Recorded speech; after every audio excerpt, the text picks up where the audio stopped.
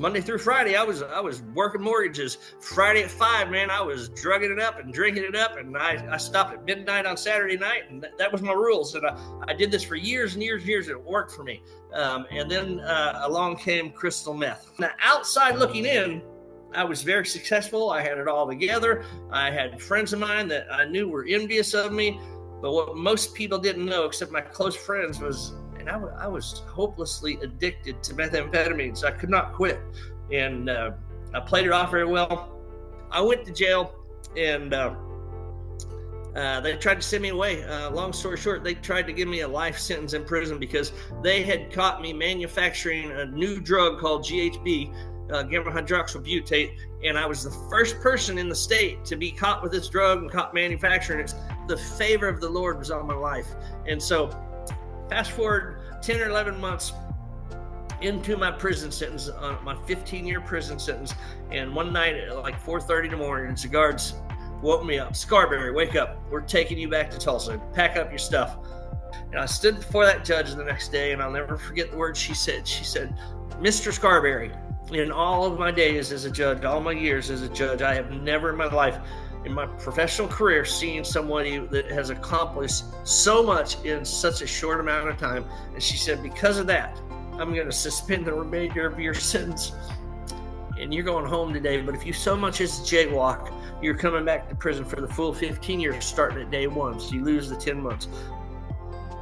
Shalom, brother and sister. This is Grace Uncovered, where we share powerful personal testimony that glorify God and inspire your walk. This week's testimony is especially very powerful. I would describe it as a roller coaster ride with lots of ups and downs and crazy twists and turns. And David's testimony is going to be released in a few different parts this week. So buckle up and come along for the ride.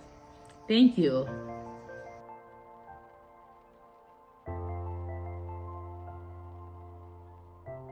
First of all, I want to thank you both for inviting me on. What a blessing. And God's been putting Canada in my mind as a future mission field. And then all of a sudden I'm getting calls from people like you guys. And I just met a good friend of mine from Canada. So this is a divine appointment, I believe. But I just want to jump to the punchline of my testimony. So 8 years ago, God delivered me, radically set me free from a lifetime of drugs. And so this got me very curious and excited because I had tried to quit doing drugs, and I'll elaborate more on my testimony, but I tried myself and couldn't do it. And all of a sudden this Jesus took it from me like that. So I brought my Bible out, I dusted it off, never read it before. And I wanted to read from Genesis to Revelation and figure out everything that there was to know. And I didn't even get, a few paragraphs into a few chapters into Genesis, and the Israelites were coming out of Egypt. And they did all these amazing plagues or miracles, and the plagues come, and he parted the Red Sea, and they walk through on dry land, and they get on the other side. They're like, take us back to Egypt. I'm like, what's going on, man? I don't get it.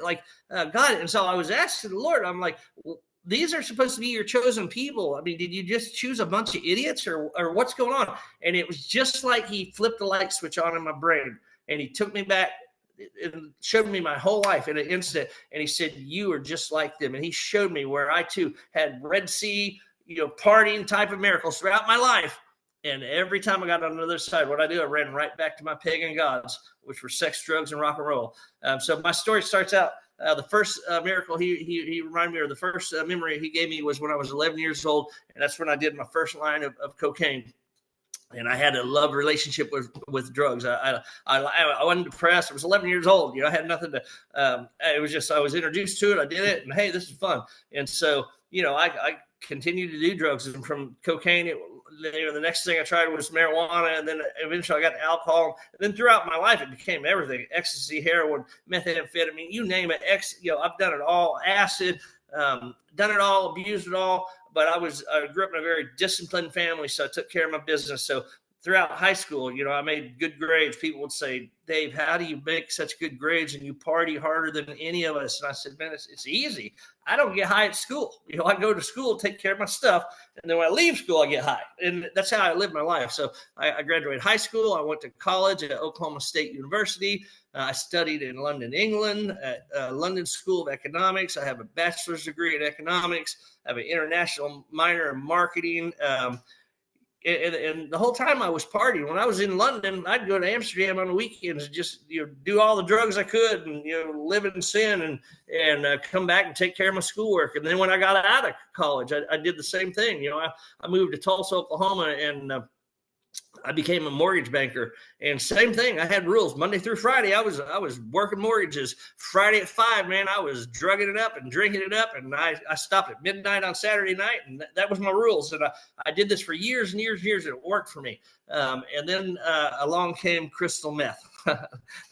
that's when I went from a casual user or a regimented user to an all-day, everyday type addict. And I did my first, actually I was shooting up at the time. I did my first shot of crystal meth on Friday afternoon at 1, and I was still awake Monday when I had to go to work, and I felt like I had no choice. I had to do a little more, just make it through the day, and that began my life, my life of addiction.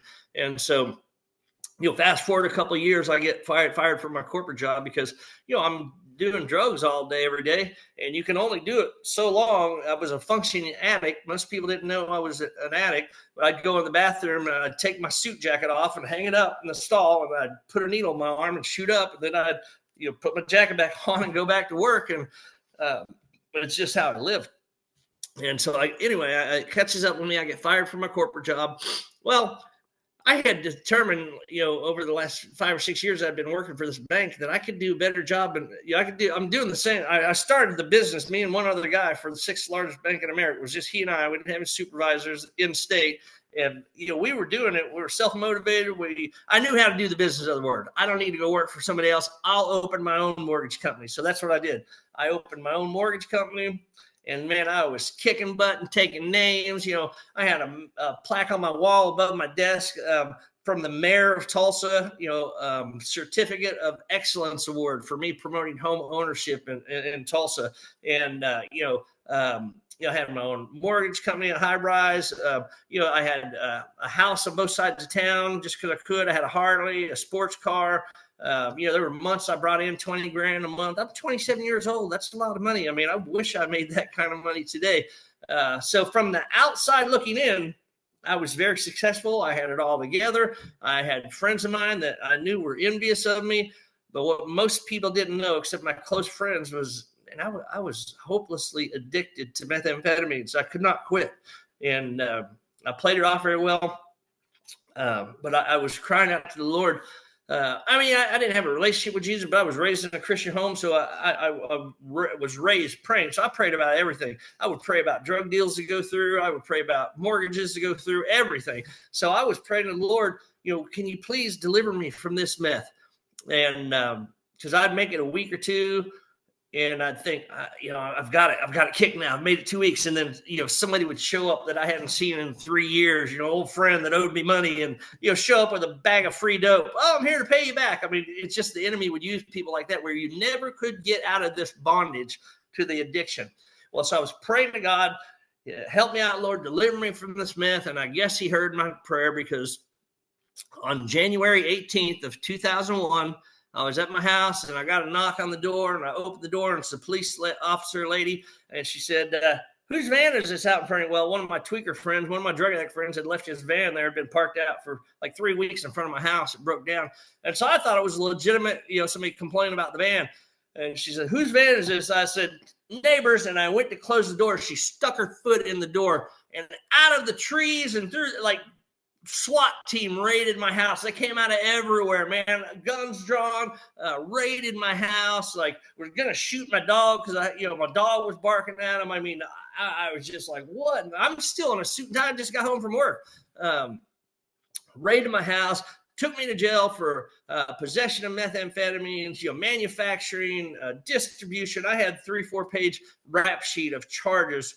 I even had a charge for possession for prenatal vitamins that were on my was on my table, my pool table. I mean, they write all these charges to see what they can get to stick. But anyway, I went to jail, and they tried to send me away. Long story short, they tried to give me a life sentence in prison because they had caught me manufacturing a new drug called GHB, gamma hydroxybutyrate, and I was the first person in the state to be caught with this drug and caught manufacturing it. So they had me all over the news, for weeks. Tulsa mortgage company owner gets, manufacturing, and had my picture, and that was a surreal moment. Seeing my face on TV and my house, I had a picture of my house, picture of my mortgage company. And they said, largest manufacturer and distributor of GHB in the entire state. And I'm like, what, man? I mean, like, it's just, I wasn't that big, I mean, I just made it for me and 7 or 8 of my personal friends. I didn't even sell that on the street or anything anymore. I did, originally a few years earlier, but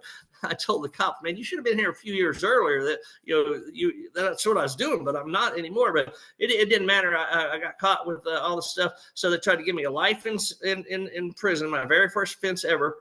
So I lawyered up. I went through 3 different lawyers.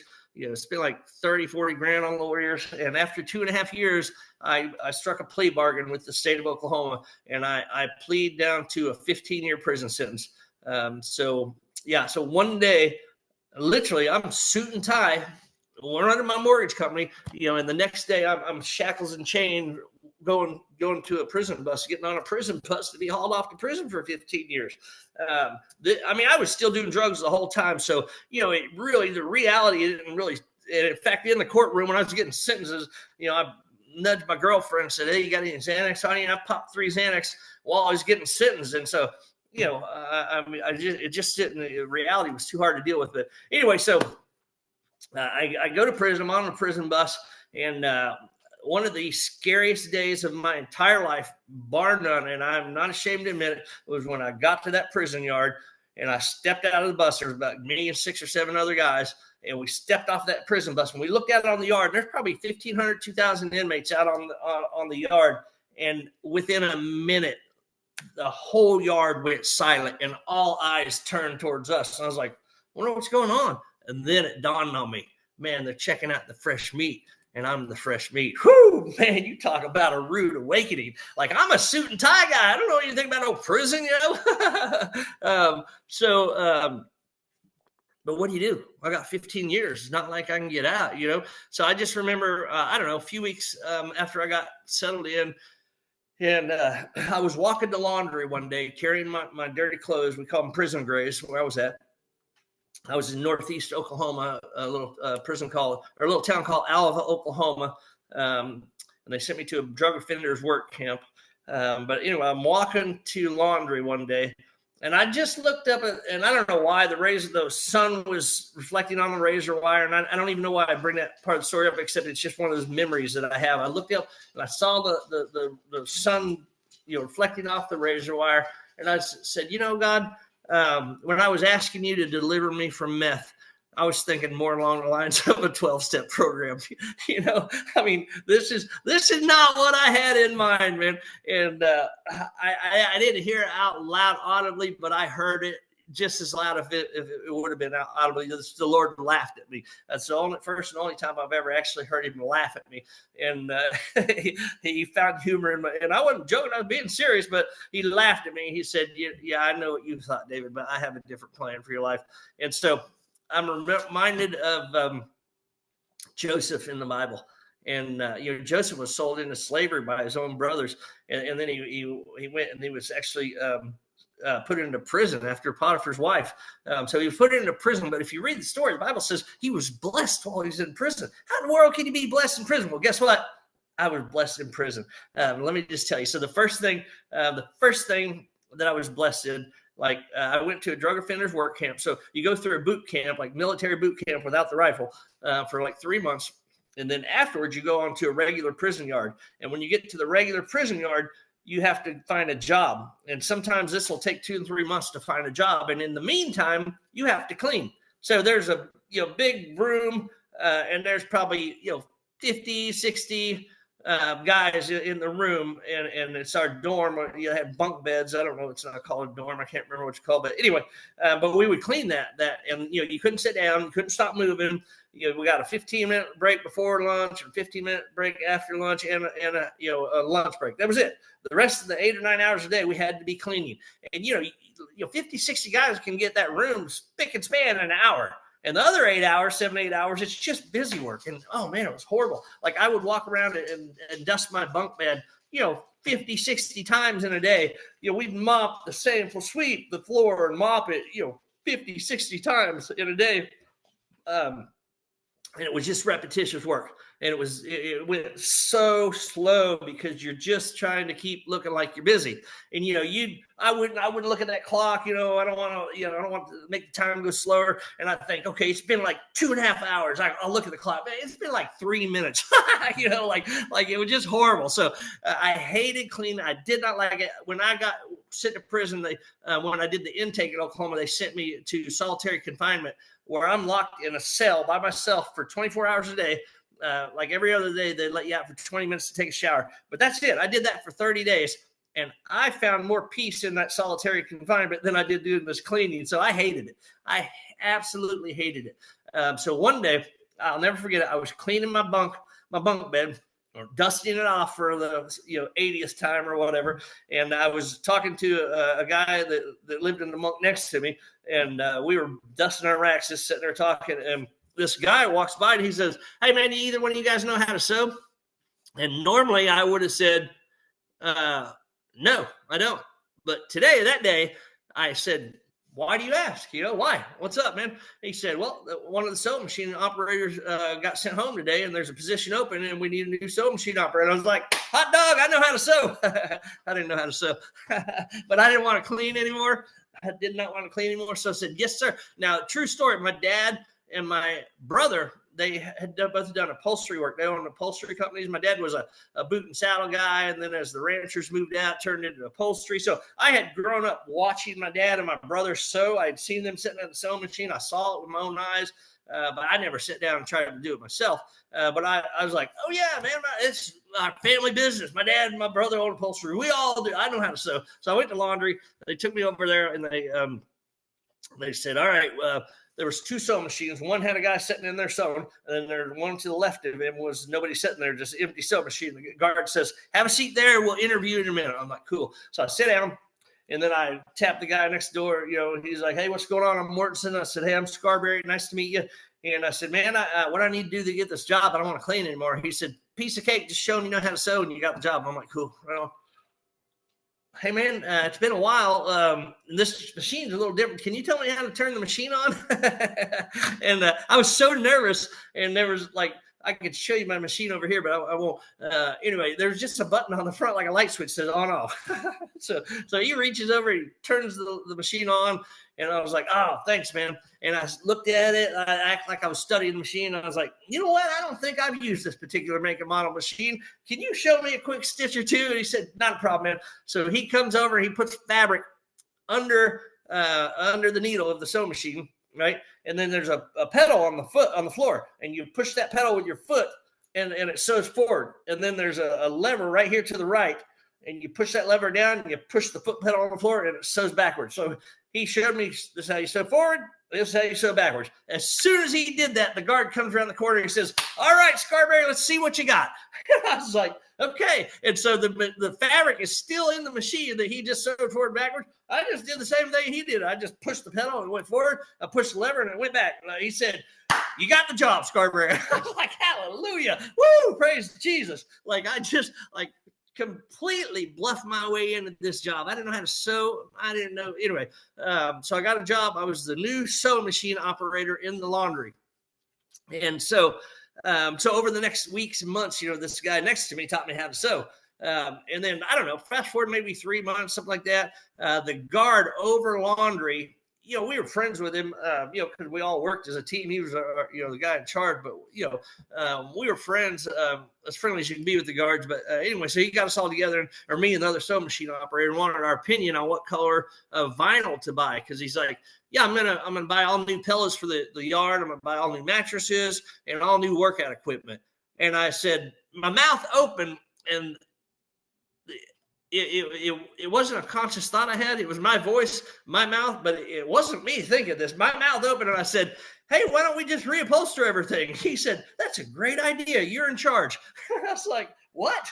Where'd that come from? Like, and I had never, I just learned to sew, a month or two earlier. I didn't know how to upholster anything, but I'd seen my dad, do it. And I'd seen my brother do it. And so I thought, well, how hard can it be? So, man, I was making piping or welt cord. I don't even know what that is, but I was making it out of shoestrings, boot strings. Like, I didn't know what I was doing, but we ended up recovering all like 3,000 mattresses on the yard, like 3,000 mattresses, and all the work. There was like 3 different workout stations on the yard. We recovered all the pads for the workout equipment.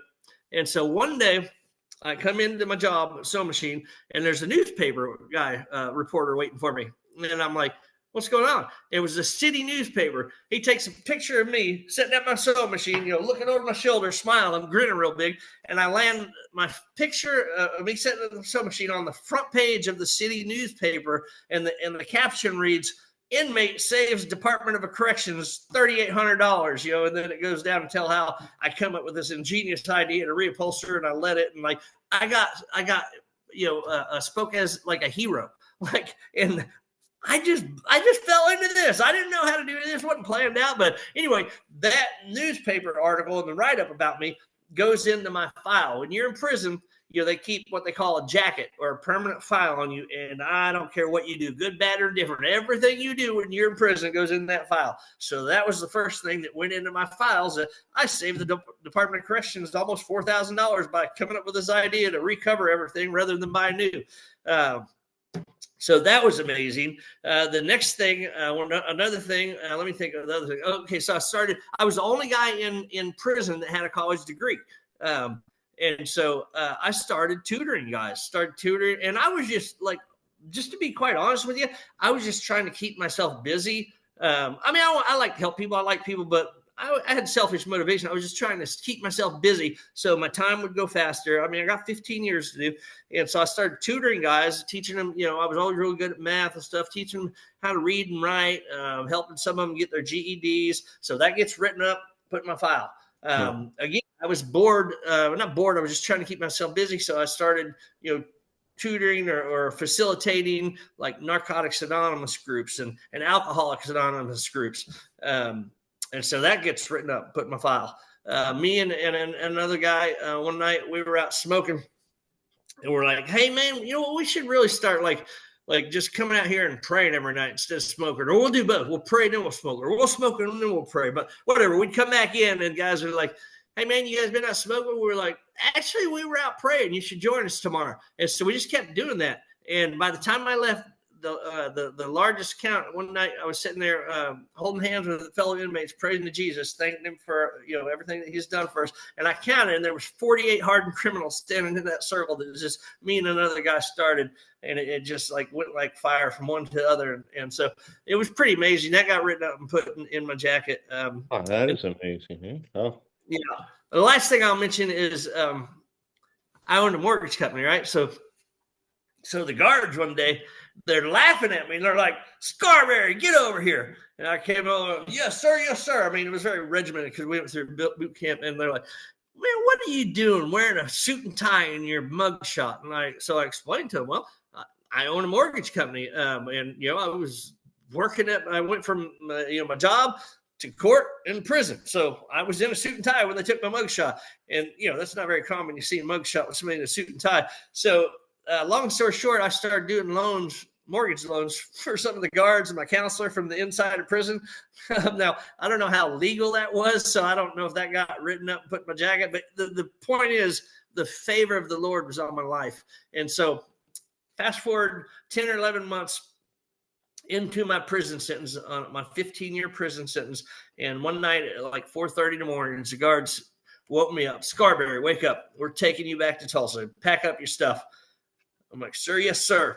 And so I packed up my stuff and I went back to Tulsa. And apparently the judge had called me back on what they call a judicial review. And I'd only been serving 10 months on my 15-year prison sentence. And I stood before that judge the next day, and I'll never forget the words she said. She said,